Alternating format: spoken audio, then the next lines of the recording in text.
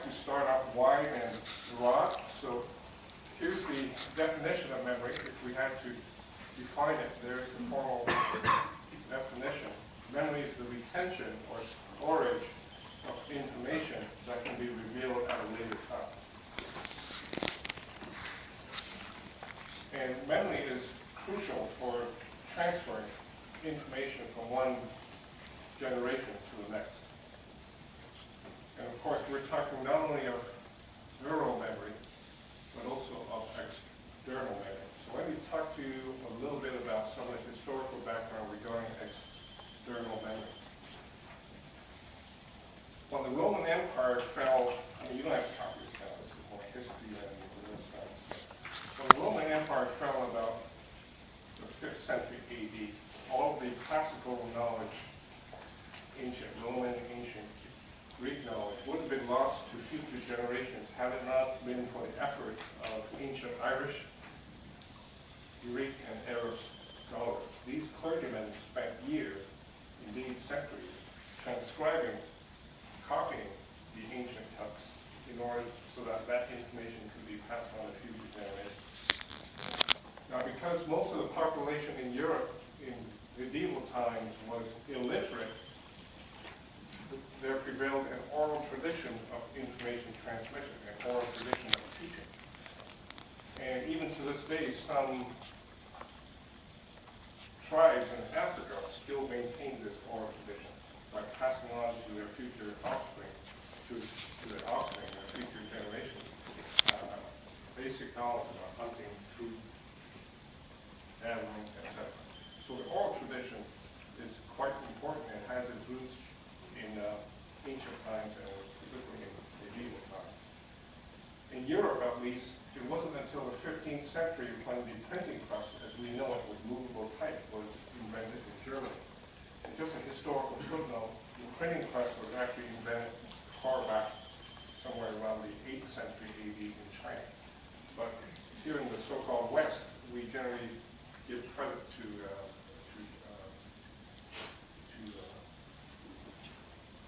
medieval Germany as originating the movable type printing press. So with the advent of the printing press, this helped facilitate the physical spread of knowledge in the form of the printed word. Here you see a printer with the 15th century printing press, and these pages hung up to dry because of the fresh ink on it. So this facilitated the physical spread of knowledge. And as a result, libraries were able to save knowledge as manuscripts and books. Nowadays, of course, we have the internet, which enables instant access to information. And more recently, we also have mobile libraries on our tablets, smartphones, and iCloud. Just as a piece of trivia, the internet and World Wide Web are actually separate entities, and each one was invented by these respective entities. So there you have external memory, and in fact, all of this would not be possible without, of course, this wonderful organ, the brain, neural memory. So when neural memory breaks down, we need to identify and fix the memory dysfunction. One big reason, of course, is because in Canada, a major cause of memory loss, senile dementia, is estimated by the Alzheimer's Society of Canada to probably cost Canadians in the next 30 years close to $900 billion in healthcare costs. All right, so when memory becomes dysfunctional, we need to fix the disorder. But in order to fix memory dysfunction, we need to be able to quantify it, to be able to assess it. And the first person to really put memory research on the map in terms of developing methods for assessing memory of a controlled experience was Hermann Ebbinghaus, a German psychologist. Ebbinghaus made up lists of nonsense syllables. He was a native German speaker. So he figured there's no point in memorizing lists of German words because they would be too easy for him to recall.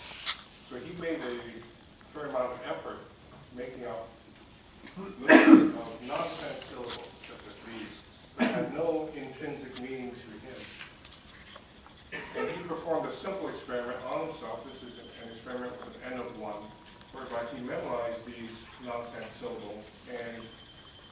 determine just how much retention there was following various retention intervals. And what he found was that the longer he waited, the less the retention, which makes sense, because without mental rehearsal, memories tend to fade with time. So he came up with this monotonic memory curve, the so-called memory trace in today's terminology.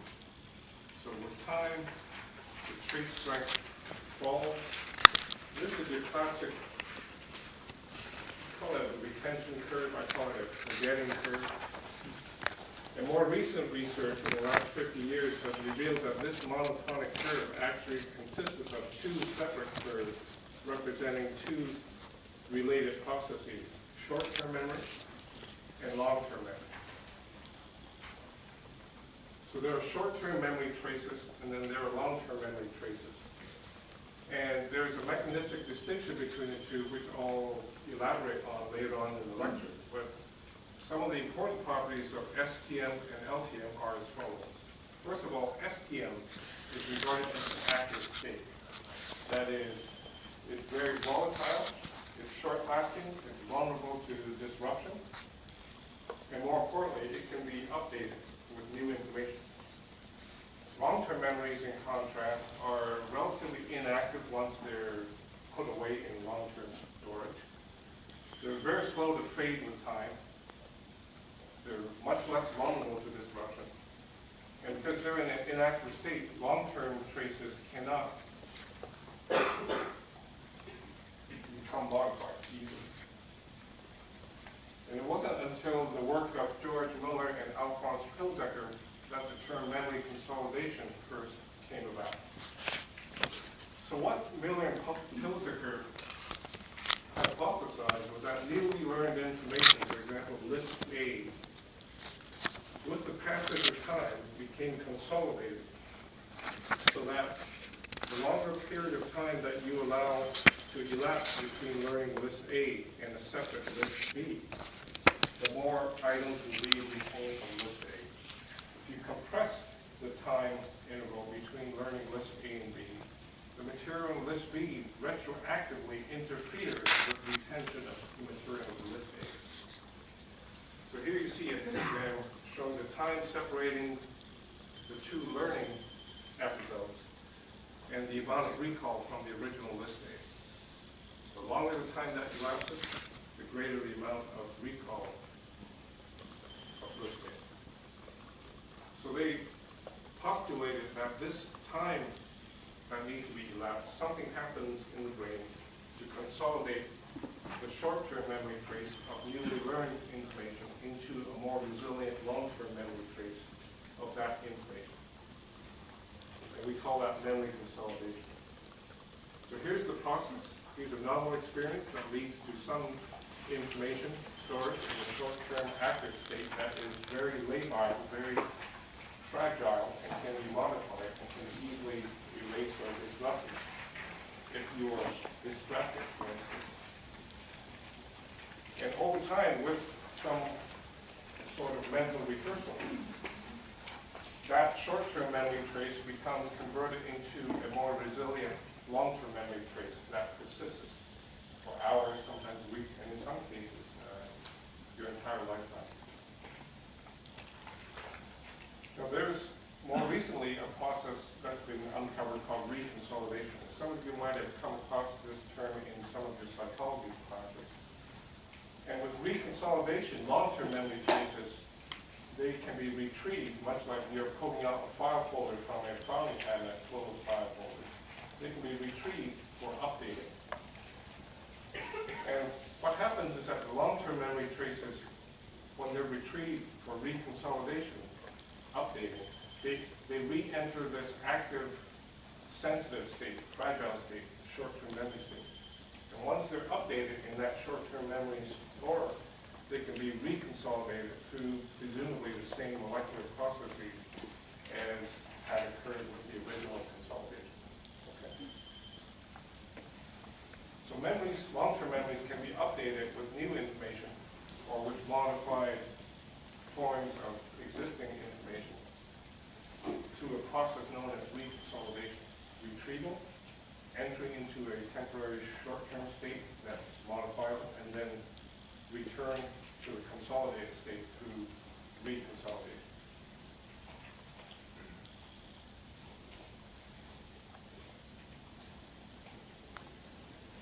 So in a very general sense, memories can be disrupted for one of two reasons.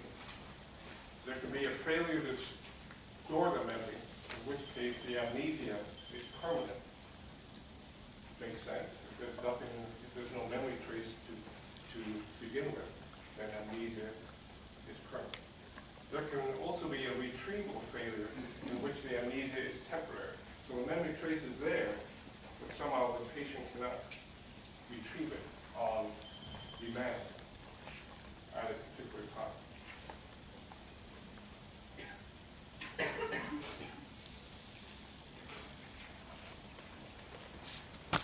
Are there any questions so far?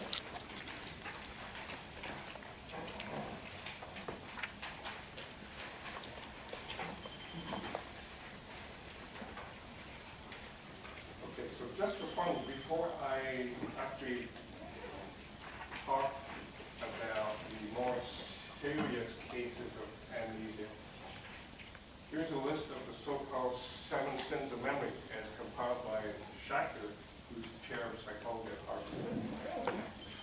And these 7 sins can happen to any one of us at any time. They're not necessarily serious enough to warrant immediate attention by a psychiatrist or by a neurologist. But they do highlight the fact that memory systems in the human brain are quite fragile and quite modifiable. They're highly possible.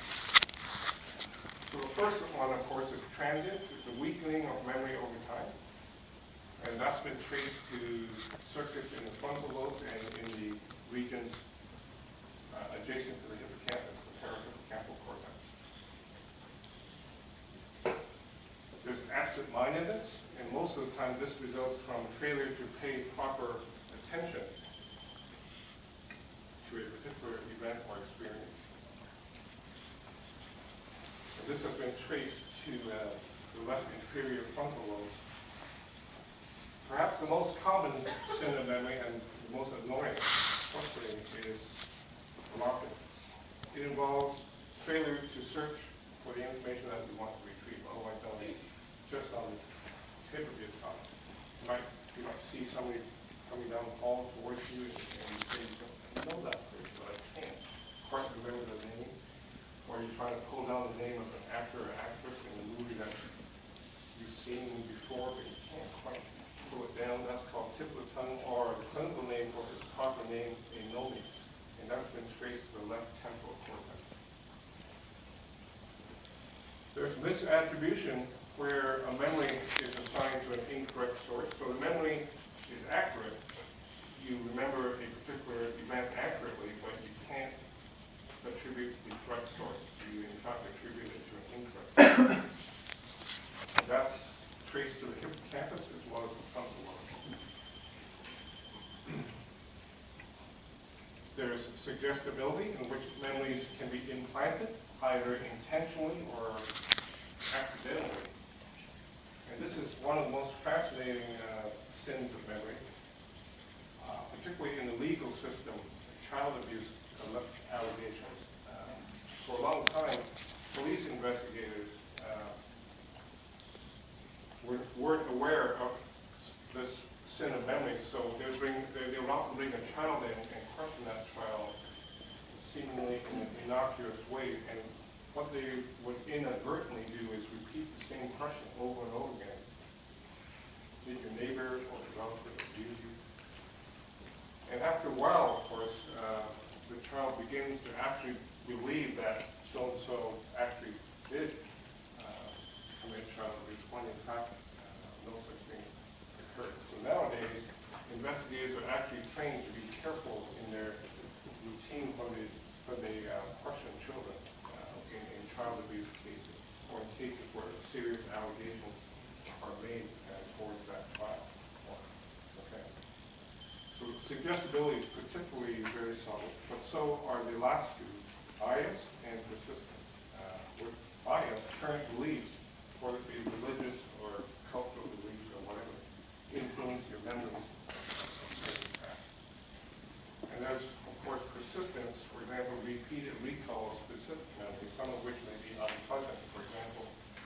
cases of post-traumatic stress disorder, which is a serious case requiring clinical attention. You've got recurring memories of unpleasant events, traumatic events.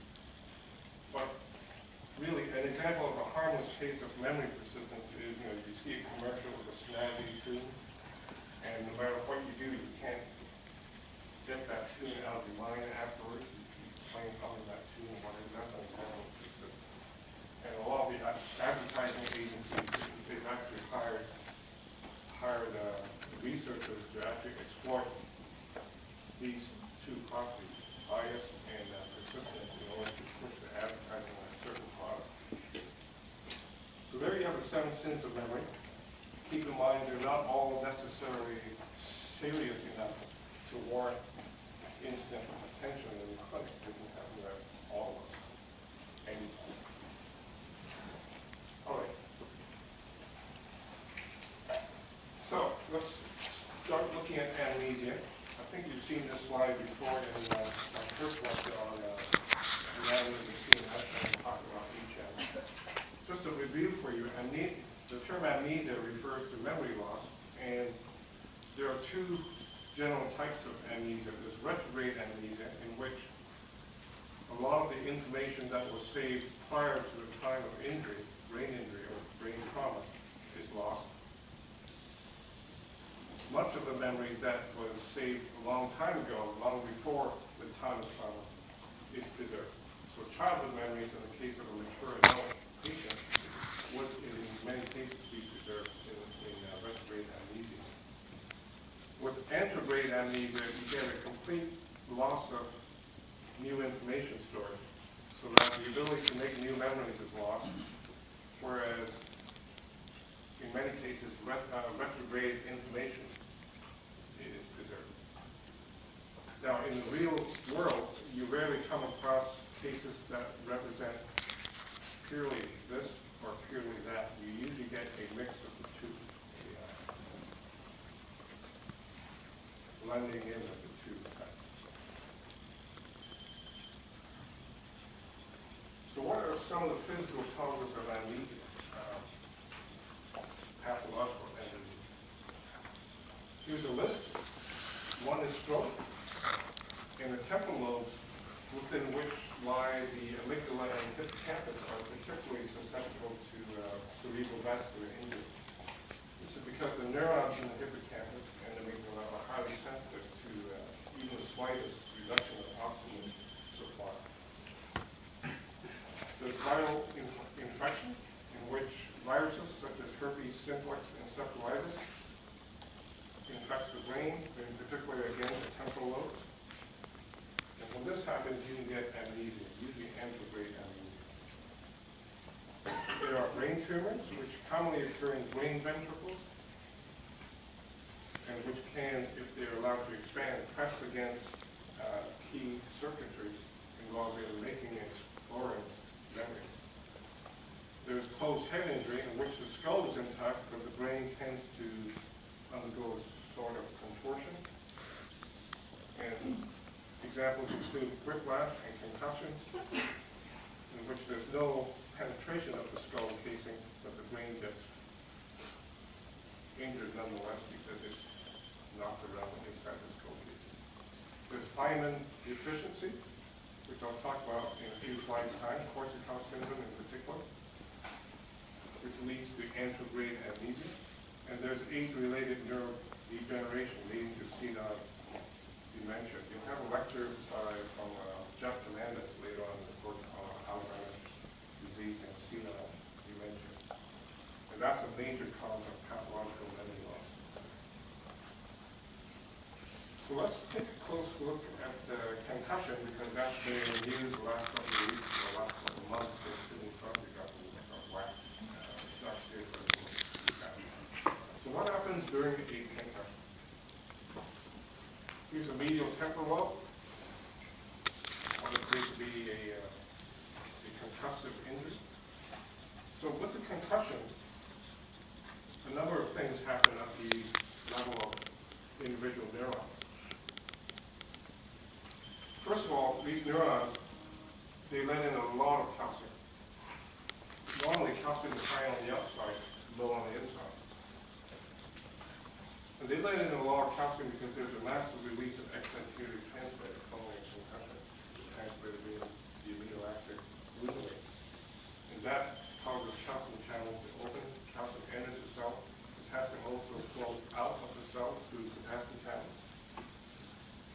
And the accumulation of calcium inside cells compromises energy metabolism because it reduces oxidative phosphorylation, break down the oxygen in order to metabolize sugar, glucose.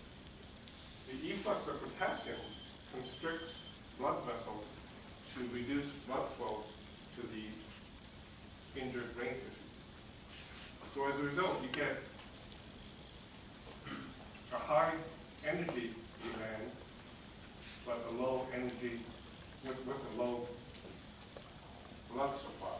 And remember, the brain only uses sugar, glucose, as its direct source of energy. So you get this energy crisis, a widening margin between supply and demand. That's what compromises memory during the immediate time following a concussion. Now, the time it takes to recover from a concussion can vary quite dramatically, as you can see with the case of sinusitis. There are symptoms afterwards. But the actual acute memory loss is usually exactly that. It's generally acute. It fades after a few hours, hopefully. And the individual knows where they are, they know who they are, etc.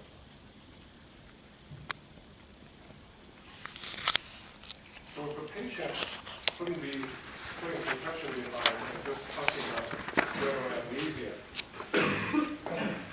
when a patient enters a clinic, the first thing the clinician and complains of amnesia, the first thing the clinician needs to do is to establish whether the memory loss is organic, as a root in brain injury, or whether the amnesia is psychogenic and psychological. And the most revealing thing to consult from the standpoint of the clinician is to look at the history of the patient. Does the patient have any history of brain injury or brain disorders, such as epileptic seizures? And if there's absolutely no history of brain injury, then psychogenic amnesia can be suspected.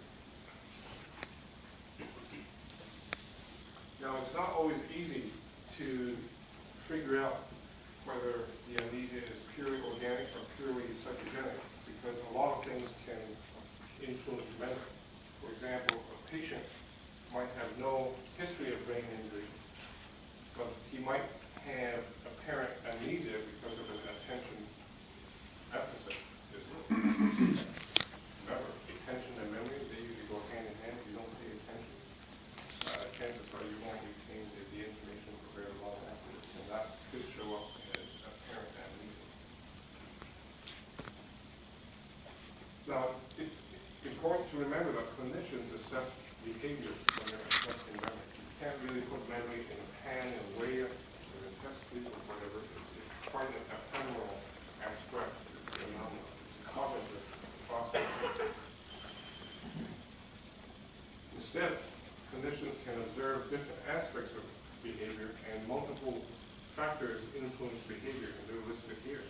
There's sensory motor capabilities, attention, of course, perceptual processing, emotional processing, motivation.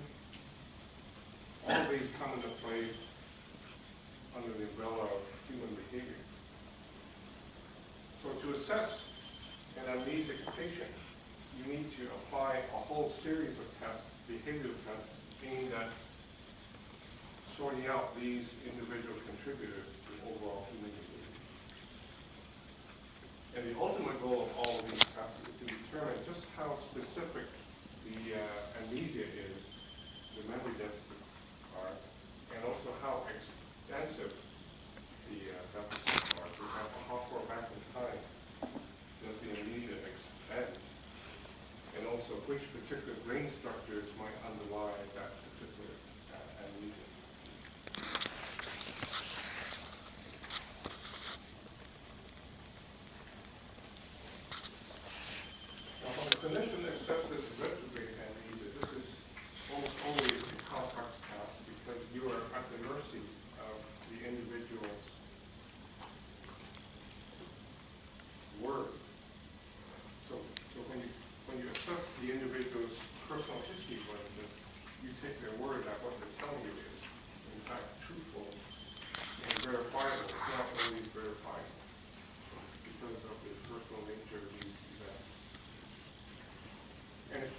And the central concept used to try to counteract this subjectivity is Liebow's law. Liebow's law states that the most recent memories are the first to be lost. Very old ones formed long before the injury are retained. And by using this law, one can design tests for retrograde amnesia. And two such tests are shown here, Boston remote memory test and the Ed or Live test. The Boston remote memory test assesses the individual's event memories for very high-profile events and some of the individuals linked to those events. So, for example, for those of us who were alive in 1986 or in 1973, you could ask the individual, do you remember what happened in the Challenger explosion? That was 1986, and that was, of course, linked to the presidency of Ronald Reagan, who made a very powerful speech at the memorial for the astronauts. Something about the astronauts reaching out, touching his face with not It's classic Republican religious source. And in 1974, of course, there's the Watergate scandal with Richard Nixon. And you can go even further back or even more recent. And of course, there's the Ed or Live test, which is in a way related to remote memory test, often remote memory test. And here you can target specific decades. So if your patient was a young adult in the 1950s and 60s, you could ask them, give them a list of names and ask them to check out which of these individuals were alive in the 50s and which were not. So you could sort of try to assess the temporal extent of retrograde amnesia, how far back in time the memory loss extent using these two tests. Now, with anterograde amnesia, that's a little bit easier to pinpoint. But even here, you need to understand that there's no single test of memory. You need to use a range of tests. And the most commonly used memory scale is the Webster scale, revised in 1987. And using this scale, each of these individual tests, or indices, has a mean of 100, mean score of 100, in a normal population with a standard deviation of 15. So it's pretty constricted. And what it tries to do is it tries to assess verbal and non-verbal memory. So these are the individual tests. For example, you can test your personal and current information, where they ask you your age, your birth date, and general knowledge about certain high-profile individuals, for instance, name the current prime minister. You'd be surprised how many Canadians. It's actually a lot worse than state name the current vice president. I think 60% of Americans can't name their vice president. Of course, Rick Mercer tried this several times. Goes down to the state asking Americans to name the Canadian prime minister, and 90% can't. There's mental control, in which you ask the individual to count backwards from 20, and also to recite the alphabet forward and backwards. It's called mental control. There's logical memory, where you read them in a short story. Then, after a short time lapse, you ask them to tell you that particular story again. There's visual and verbal paired associates, where the individual has to learn and recall pairs of pictures or pairs of words using mental association. Most of us remember things important by making associations, and using those associations helps to retrieve the memories much later on. There's visual reproduction shown in the drawing, and then a certain time later, after the reproduce the drawing, 10 more people. And there's a thing called a digit span, where you read them a sequence of numbers and then ask them to repeat that sequence in the correct sequence, in the correct order. And it's interesting, the longer the series of numbers, the harder it becomes. So these 7 tests make up the Washburn Memory Scale device, and you need to know these. Just to know.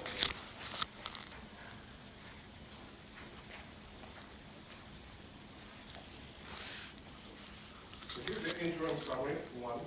So far we've looked at short-term and long-term memory. We've examined the process by which STM gets converted to LTM, memory consolidation. And that's a time-dependent process. We've looked at briefly reconsolidation, which is updating of LTM by a return of LTM to an active labile modifiable state. We've seen that memory can be disrupted to a failure of storage or a failure of retrieval. We looked at the 7 sins of memory. Not all of them are necessarily serious enough to warrant clinical attention. Of course, if they keep recurring and keep getting worse and worse, then it becomes more serious. We've looked at antegrade and retrograde amnesia, their physical causes, some of the physical causes for amnesia in general. Looked at the neurobiological mechanism of concussion, which compromises blood and energy supply to the brain. That's how concussion produces amnesia, acute amnesia. And finally, we've looked at some of the tests for assessing amnesia, particularly when determining whether, first of all, the amnesia is organic or septigenic and how extensive and specific are the deficits. And also the Boston remote memory test, the Edder line test, and the Western scale for assessing retrograde and antegrade amnesia. Are there any questions on that? You know what I suggest? I know some of you are printing out these notes in tiny, teeny format. I can't imagine how you can make out some of the writing, particularly later on when I show the signal diagram. My advice to you is for the exam, eventually, you should print out full page.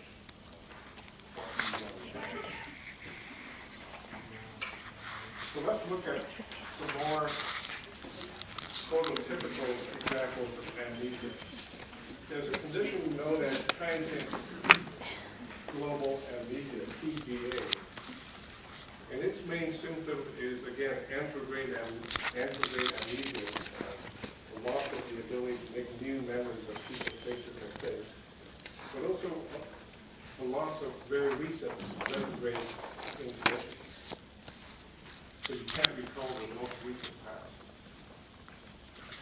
And what's particularly interesting about TGA is that, first of all, it comes on suddenly without necessarily any noteworthy event or brain injury. So the person usually suffers a triggering event such as a sudden temperature change. In some cases, an abrupt cold shower will trigger TGA. In other cases, it's strenuous physical activity, even sexual intercourse, and acute emotional distress. The person still retains their personal identity. They know who they are. Ask them, they know their birth date, etc. Their general IQ is perfectly intact. They're able to recognize people, their relatives or immediate family members, friends. There's no sign of brain rhythm disruption, no sign of absence of seizures or even permanent damage to any brain structure as evidenced by an MRI scan. And TGA, judging from the name, transient, usually lasts no more than 24 hours, but there is a time-dependent return of the memory. So even though TGA can occur abruptly, the recovery of memory takes a little bit of time. And clinicians, we don't really know the underlying mechanism of TGA, nor do we even know which particular brain structures are primarily involved in TGA.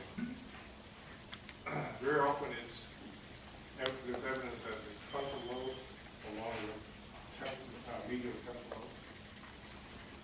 But in most cases, we can't pinpoint a single brain structure that's being responsible for TGA. All right. Antegrade amnesia was first identified by Sergei Korsakoff in 1887. This was a syndrome, a whole series of symptoms that are now known as Korsakoff syndrome. Now, what Korsakoff initially was that he observed that alcoholics had a tendency to experience entropy and amnesia. So for a time, it was believed that alcohol was the actual causal agent of cortisol. We now know, of course, that alcohol consumption by itself is not the cause, because let's face it, there are many alcoholics who have perfectly detoxed. Instead, we now know that with chronic alcohol consumption, two things happen. There's chronic liver disease, so that the liver can no longer store vitamin B1, and there's no absorption of vitamin B1 into the bloodstream. And it turns out that Korsakoff syndrome is alleviated, fixed by high doses of B1, vitamin B1. And it turns out that this vitamin is essential for the brain's ability to break down glucose, the primary source of energy, and also to synthesize certain transmitters such as acetylcholine and GABA. So B1 is essential for brain health, and a lack of B1 can lead to Korsakoff syndrome. By the way, this is not Korsakoff. I just pulled it out. Funny, the first day of the course, author, I got an email from one student asking whether this was Korsakoff. I actually went back to the slide and realized, oh, okay. I said I'd keep it in, but no, this is not Korsakoff. I didn't put it in. So what's the underlying neurobiological basis of cortisol in terms of brain structure? Well, three structures have been linked to cortisol. There can be significant damage to the medial temporal lobes. No surprise there. You remember the central lobe, the medial temporal lobe in explicit memory. But there can also be damage to two relatively small structures that are off most people's radar screen: the mammillary bodies and the medial dorsal thalamic nuclei. I know that's a mouthful, but the way to remember it is MD nuclei. Now, the mammillary bodies are tiny structures located in the midbrain, close to the thalamus, and they are attached to the hippocampus through this fibrous bundle known as the forenet. Don't copy it out, I won't touch on that. But damage to that structure leads to antegrade amnesia. Now with the MD nuclei, here's the thalamus. It's a large set of several nuclei, clusters of neurons that relay sensory information from the cortex, from the periphery and from our sensory. And the MD nuclei, when they're damaged, this leads to, interestingly, amnesia for autobiographical information, personal information, and also a failure to recognize famous people and significant world events. So that's pretty specific. That's a pretty specific information emphasis. Failure to recognize famous people and important world events. That's pretty specific. We don't yet understand how these circuits cause us to recognize famous people and important world events. We're a long way from understanding that. So, as I said, Korsakoff syndrome is an example of amnesic syndrome. Going back to the first amnesic syndrome to be discovered. And again, it's antegrade amnesia we're talking about here. And again, there's a certain amount of specificity here. The patient generally has intact short-term and semantic memory. Semantic memory refers to memory for facts about the world. For example, the fact that Ottawa is the capital of Canada, that's an example of semantic memory. General IQ is intact. There's intact procedural and perceptual learning, motor learning, and sensory learning. On the other hand, as I said, there's severe antegrade amnesia, a variable amount of retrograde amnesia, and a selective failure of episodic memory or personal events. So how do you explain such a wide range of amnesic information loss in this syndrome. The most likely explanation is that the failure to make new memories of people, places, and things is the result of a failure to store the context of these events along with the actual event. So the context refers to the background information, the background.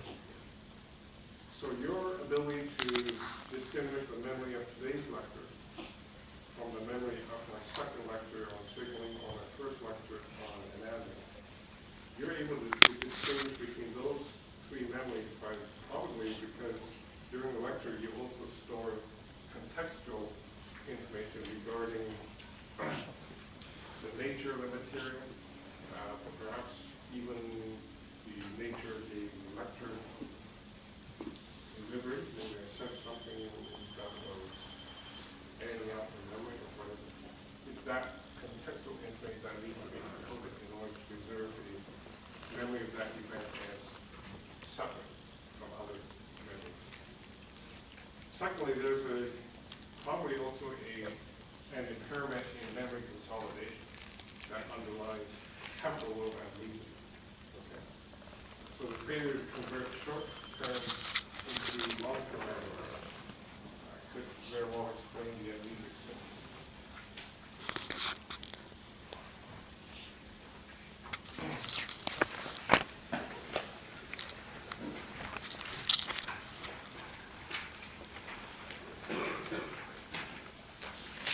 Now in humans, the frontal lobes occupy the largest cortical real estate of all of the cortical areas.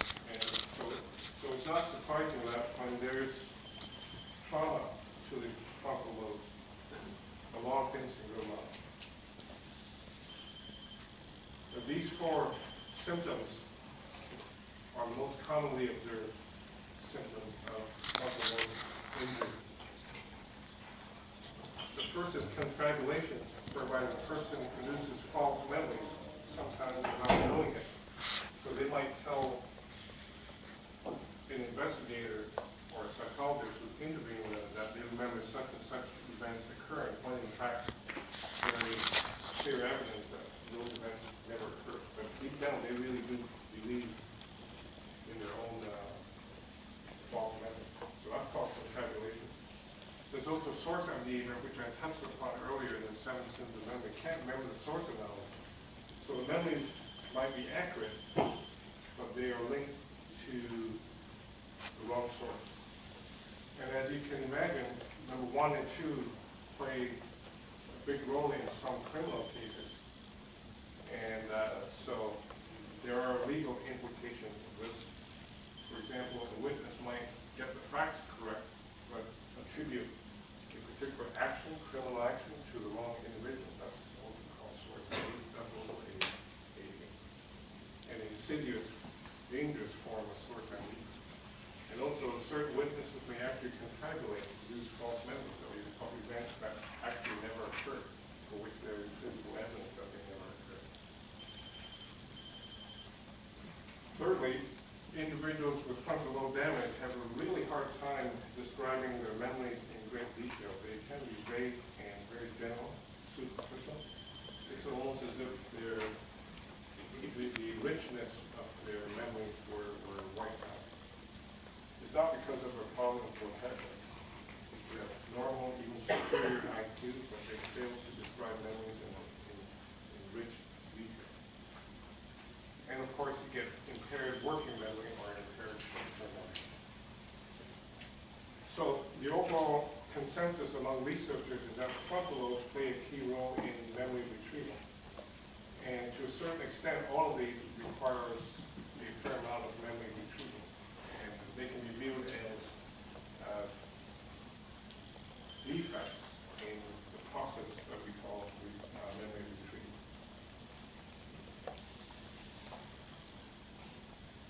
So let's turn to the hippocampus, because the hippocampus is within the medial temporal lobes, and as we saw, the temporal lobes play a major role in antegrade amnesia, particularly in, first of all, making new long-term memories, and second of all, because the temporal lobes are highly susceptible to injury resulting from those various causes that I listed earlier: stroke, infection, course we need to pay close attention to the hippocampus. So clinicians can test hippocampal memory by administering two groups of tests. One that assesses intentional or conscious retrieval, so-called explicit memory, people, places, memory for people, places, and things. An obvious example is if you need cash, you run to an ATM and you use explicit conscious recall to type in your PIN number without which you won't be able to withdraw cash. So it's obviously critical for survival. Implicit tests aimed at assessing learning and memory that falls below the radar screen of consciousness. For example, motor learning, playing the piano, or being able to ride a bicycle. That's an example of implicit learning and memory. And I would ask that you review the case of HM, the classic case of HM, examined by Milner and colleagues, Brendan Milner. HM had antegrade amnesia. His remote memories were, for the most part, spared, so he could actually remember the spatial layout of his family's living room when he was a child. But he could not make new memories last for even a few minutes. And the repeated story that Brendan Milner and others who have examined HM is that every time Brendan Milner left the room, the exam room, for a washroom break or whatever, and re-entered the room with HM seated there, she would always have to reintroduce herself. This was after only 2 or 3 minutes, hardly any time had it left. And again, remember this law, Riddle's law, that nicely explains why old memories are preserved. In contrast, HM had perfectly normal procedural abilities, non-declarative abilities, such as copying a particular line drawing using only a rare image. Try it sometime. It's not easy, particularly during the first few trials. But with practice, he was able to reduce the number of errors so that he could perfectly trace the image using only the mirror image and not looking at the actual piece of image itself. So what is it that the hippocampus is actually carrying out in order to reduce memory output?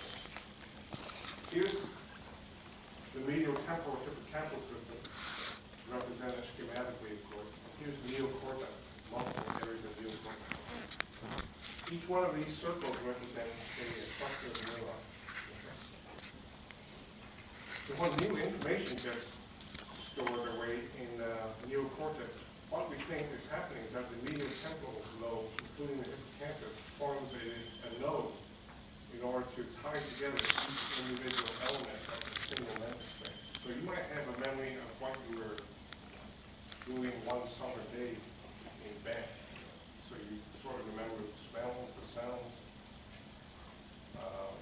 even the temperature, what you ate, and all those different elements on that particular day that somehow tie together so that if any one of those elements is presented, your brain is able to recall the entire composite memory. And somehow the hippocampus does this effortlessly by tying together initially these individual aspects of the memory. With time, these clusters of neurons, each of which might encode one aspect of the memory, become tied together through electrical activity. So that simply by exciting or in some cases even inhibiting each other, or a combination of the two, they can store that old memory trace independently of any participation from the medial temporal lobe. So over time, memory retrieval relies primarily on repeating activity within those clusters of neurons within just the neocortex and not the hippocampus. So in this sense, the hippocampus does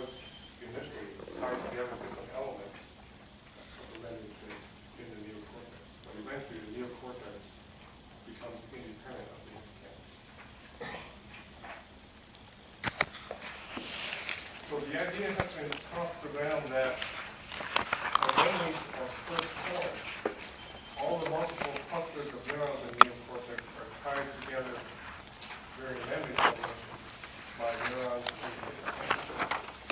So one way of saying this is that the hippocampus seems to save some sort of index that keeps track of all of these different nodes. So for instance, you might have auditory memories stored away in your temporal cortex, visual memories stored away in your visual cortex, olfactory memories stored away in your olfactory cortex, somatosensory memories, the memories of touch, stored away in your somatosensory cortex. All these are tied together to make up a composite memory trace that we can somehow instantly retrieve under normal conditions. And the way memory retrieval is believed to occur is almost never with complete presentation of the entire set of original nodes. Very often we can retrieve memories simply with the presentation of partial cues.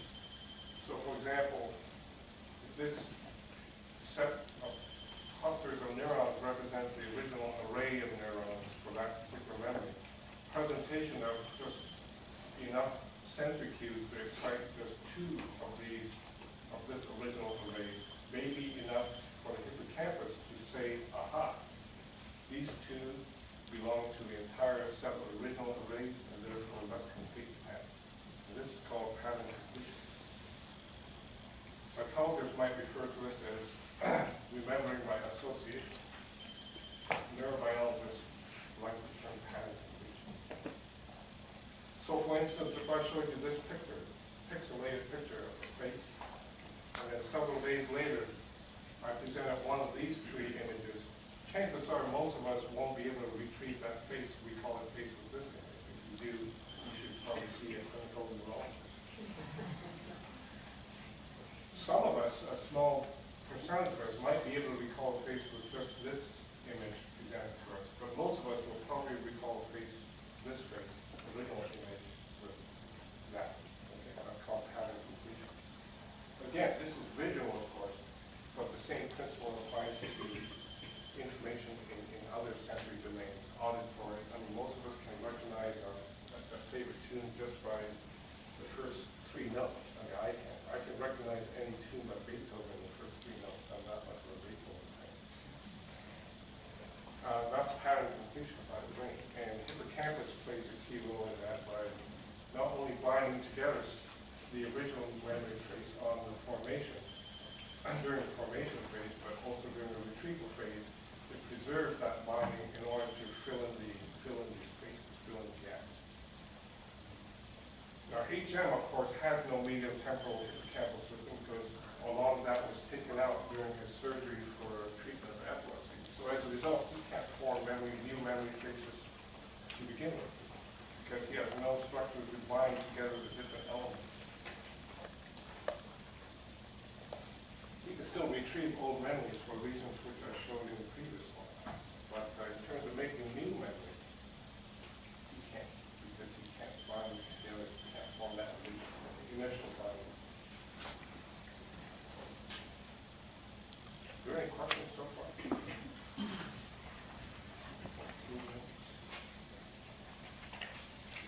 All right, that's what EGEN is pretty radical. He was the first case to point the finger towards the medial temporal lobe as being very important for memory formation. But in the 1980s, another patient came along, RB, who even had a more refined brain lesion than HM. Remember, with HM, massive amounts of tissue were taken out on both sides of the brain to treat epilepsy. With RB suffered an ischemic incident. I don't want to call it a stroke because that's what the literature calls it. An ischemic incident that destroyed only one subregion called CA1 within its hippocampus. So here's the human hippocampus. Here's the front of the brain, that's the back. Here's the human hippocampus. If you slice the hippocampus this way and view on a sort of coronal plane this direction, this is what you see. Here's a single hippocampal slice. And within that slice, there's a substantial region about, I'd say, 3 or 4 millimeters long, called CA1. And it turns out that RV had an ischemic incident that wiped out CA1, but left intact all of the other neighboring regions, subregions. Okay? Despite that, he had a very poor recall of word lists, stories, paired words, diagrams. In other words, anti-gate amnesia by the criteria of the Wechsler test. He had perfectly normal retrograde memory, which is unusual. But again, remember what I said, right? Every case is its own case. You can't really put a law on these individuals. He had normal retrograde memory, very poor antegrade, memory, severe antegrade amnesia. And his other cognitive functions were more or less intact. So here we have a case where a tiny fraction of the hippocampus is taken out on both sides by lateral injury, by an ischemic incident, and yet it made life extremely challenging for him. Severe antegrade amnesia, normal retrograde. So it doesn't take much injury to this structure, the hippocampus, in order to make life very miserable.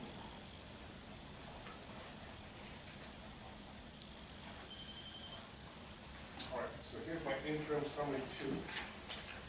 We have, since my last summary, discussed different amnesia conditions such as transient global amnesia, Korsakoff, which is now traced to the deficit of vitamin B1,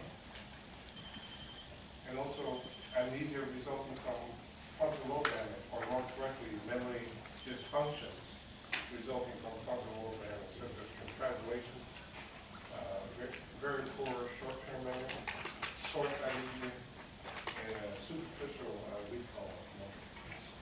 We've also looked at more closely the role of the hippocampus in memory. We know from the case of HM, classic case of HM, that explicit memory but not implicit memory is impaired. And that the hippocampus, based on later research, binds multiple elements of a memory trace, probably by storing an index to enable memory retrieval. And retrieval occurs in many cases through pattern completion, filling in the gaps with a partial cue.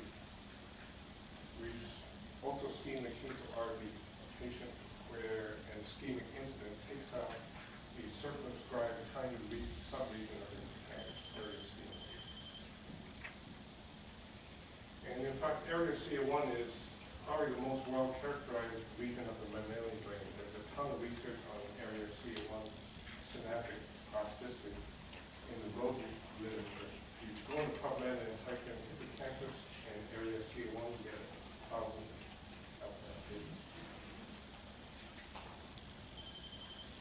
All right, so let me now move into basic neurobiology, take a slightly wider perspective. This course, Introduction to Clinical Neuroscience, takes particular neurological and psychiatric disorders and tries to break it down for you in terms of treatments, strategies, and basic mechanisms. So very often, we start off with a neurological disorder through a technique for examination, clinical examination. These techniques are discussed by Keir Krishnan in his lecture. And with that neurological disorder in hand, scientists, clinicians, or basic scientists can then go ahead and try to identify the genes responsible for that disorder. And all neurological and psychiatric disorders can be traced ultimately to a physical molecular cause rooted in the genome. Genes may not be the primary cause, they might be environmental factors, nature versus nurture. But almost always, you can start off the strategy for treatment with gene identification. There's almost always a genetic root. With genetic identification using techniques discussed by Francois will do. You can create an animal model, usually a mouse model, of that disease. And the caveat here is that there's no such thing as a perfect mouse model of any human disease, because human neurological disorders are simply too complex to be perfectly modeled by a mouse. But all the same, animal models of diseases can be constructed. Usually these animals are knockout mice or transgenic mice that overexpress a certain protein of interest. And you can track the pathogenesis in the brain of that particular mouse to see just how extensive your model or how accurate your model replicates the human condition. You can then do certain experiments to identify the basic mechanisms of pathogenesis. And hopefully this may lead to therapeutic interventions, development of medications, which if they pass federal inspection might be permitted for preclinical trials on human patients. And then the results of the preclinical trials can be assessed for their effectiveness. And very often it's back to the bench. The effectiveness is not very good. You're back to the bench to try to redesign some of these experiments. So let's take a close look at one excellent example of how basic neurobiology can reveal therapeutic interventions in mental disorders. Here's the mouse hippocampal slice. So you take out the hippocampus of the mouse and you slice it up like a loaf of bread. This is quite different. Or sunrise, a mouse called a rainbow mouse. These rainbow mice are genetically designed to express fluorescent colors in their different neurons.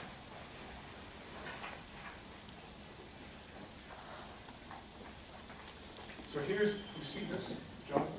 That's area CA1. These tiny little dots are neurons. This jungle of branches, those are the apical dendrites. That's where the excitatory synapses are formed, coming in to these neurons. So you've got a nice thick jungle of synaptic inputs here that you can stimulate. And just to give you a perspective of scale, each one of these neurons, these are pyramidal neurons. Each one of these neurons is about 20 micrometers in size, so they're quite small. And the finding now, many years ago, is that synaptic modifications, changes in the strength of synapses within area C1 are critical for learning and memory in mammals. So here are some of the leading figures that have uncovered this finding. In the snail Aplysia, which Francois talked about in his last lecture, Eric Kandel won a Nobel Prize in 2000 for that. In fact, he was historically the first person to link synaptic plasticity to simple forms of learning and memory. In addition, he was able to show that the transcription factor CREB had to be activated for long-term memory in the snail. Tim Tully also showed this involvement of CREB in flies. And Francois Bolduc trained with Tim Tully. That's where he learned how to do flies. Tim Bliss, Richard Morris, and Bill Ledoux all separately, independently, showed that synaptic strengthening in the hippocampus and in the amygdala is needed for learning and memory. So here's Bill Ledoux. He has this interesting rock band called the Amygdaloid. If you click on his website, it's a quite interesting site. He's got audio clips of his CD. And, he spent a whole career figuring out the role of the amygdala in emotions and in emotional memory using rats and mice. His first CD was called Heavy Mental. Not Heavy Mental. I've listened to his music at NYU. It's okay. I just want to be like the emotion. I don't know. So the molecular events that occur when we learn something important and remember it is called, quite simply put, NMDA receptors are activated. This enables calcium to enter the postsynaptic cell. The calcium activates a number of different protein kinases, which then go on to activate CREB, transcription, and protein synthesis.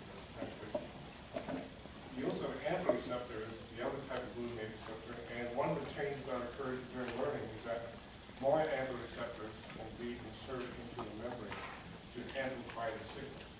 So you get insertion of more AMPA receptors as well as activation of NMDA receptors, activation of kinases, and towards the nucleus, Fab activation, transcription, and protein synthesis by and so on. You also get a number of receptors for transmitters such as acetylcholine, dopamine, and noradrenaline.